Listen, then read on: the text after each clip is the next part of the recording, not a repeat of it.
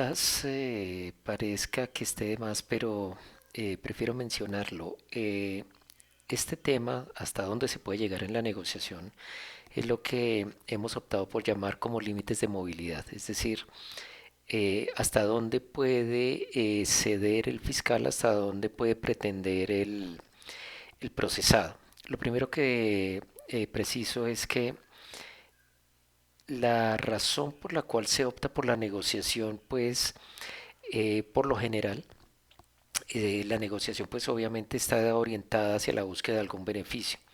La pregunta es, ¿siempre que se busca el beneficio se debe negociar? Y desde este punto de vista pues tenemos una serie de condicionamientos que por lo menos objetivamente deberían orientar al acusador principalmente hacia la opción de la negociación. Partimos de una base siempre. Si el procesado no tiene mejores posibilidades en el juicio oral, debe negociar o debe acudir a una salida alterna. Si sabe que lo van a derrotar en el juicio, pues debe acudir a una salida alterna. De lo contrario, pues es mejor que se vaya y se enfrente al fiscal en el juicio. De tal manera que criterios tales como la duda probatoria, como la ambigüedad de los cargos, como la imposibilidad de tener absoluta certeza acerca de la demostración de las modalidades consideradas, cuando menos inicialmente por el acusador, son criterios que deben orientar en qué instante se debe acudir desde el punto de vista del acusador, desde qué instante se debe propiciar la negociación. Es decir, el fiscal no negocia en vano, el fiscal negocia porque tiene una razón para negociar, más allá obviamente de terminar rápidamente el proceso o no tener que agotarse en el proceso. Es decir, son criterios que de una u otra manera están justificados, más allá que por razones de econométricas, pues por razones de justicia. Pero por otro lado, desde teniendo en cuenta ese presupuesto, es importante tener en cuenta que los límites de movilidad nos informan, por un lado. No se puede alterar ni las normas, ni muchísimo menos pretender cambiar la Constitución en alguna de sus particularidades sobre la base de la negociación. Por ejemplo, si existe que los hechos jurídicamente relevantes se proyectan hacia un tipo penal como el hurto, no se puede pretender hacer una negociación orientada a que los cargos prevean un hurto culposo, porque esto sencillamente no existe a nivel normativo y pretenderlo sería cambiar alguna parte de la estructura del Código Penal. De la misma manera, no se puede modificar la imputación fáctica en el entendido de que no podemos alterar los hechos hasta hacerle decir cosas que no tienen nada que ver con lo que se entiende que arroja la investigación del fiscal. Es decir, por ejemplo, no se puede tomar unos hechos que tienen vocación per se para proyectarse sobre una agresión sexual y vía negociación pretender que se trata de unos hechos orientados contra el patrimonio económico. Cosas de esa naturaleza no se pueden hacer. De la misma forma, tampoco se puede alterar el bien jurídicamente tutelado, de tal suerte que si, por ejemplo, se afectó la libertad, pues no se puede pretender por la vía de la negociación que se afectó algo así como la honra de las personas. De la misma manera, no admite la posibilidad de negociación el hecho deliberado de proteger otras personas involucradas en el delito. Todo lo contrario, la negociación estaría justificada más bien sobre el hecho de la delación. De tal manera que pues lo que encontramos es que fundamentalmente esos aspectos son los que limitan la movilidad que pueden llegar a tener y obviamente en tanto limitan la movilidad que tienen las partes pues también orientan a cuál es la intervención del juez. Deben ustedes tener presente que cuando el juez le hace el control de legalidad, los términos del acuerdo, por lo menos en principio, lo vinculan, significando que el juez no puede ir a decir que el acuerdo es de tales y tales términos saliéndose de los aquellos acordados por las partes.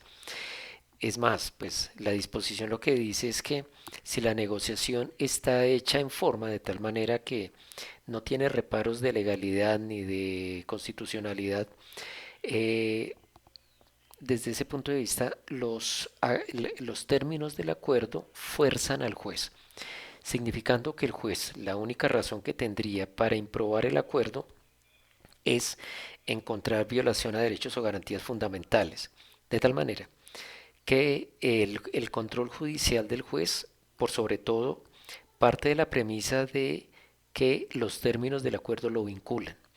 Por ejemplo, si se acuerda una reducción de la pena al 50%, salvo que se encuentre una violación a un derecho o una garantía fundamental, el juez tiene que reconocer esa reducción.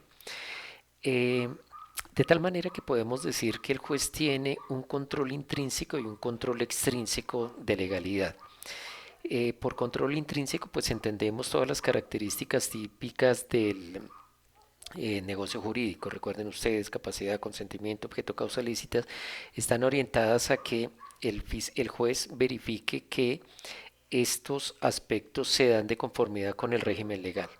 Pero también hay una legalidad extrínseca que es precisamente no violar los límites de movilidad, que se pretenda a través de la negociación cambiar los hechos, que se pretenda a través de la negociación cambiar la estructura normativa o incluso a través de la negociación adulterar el modelo de responsabilidad, saltarse de un modelo de responsabilidad, sea por imputación objetiva, sea por responsabilidad de estirpe subjetiva, saltarse a un modelo de responsabilidad objetiva, por ejemplo, esto no se puede hacer.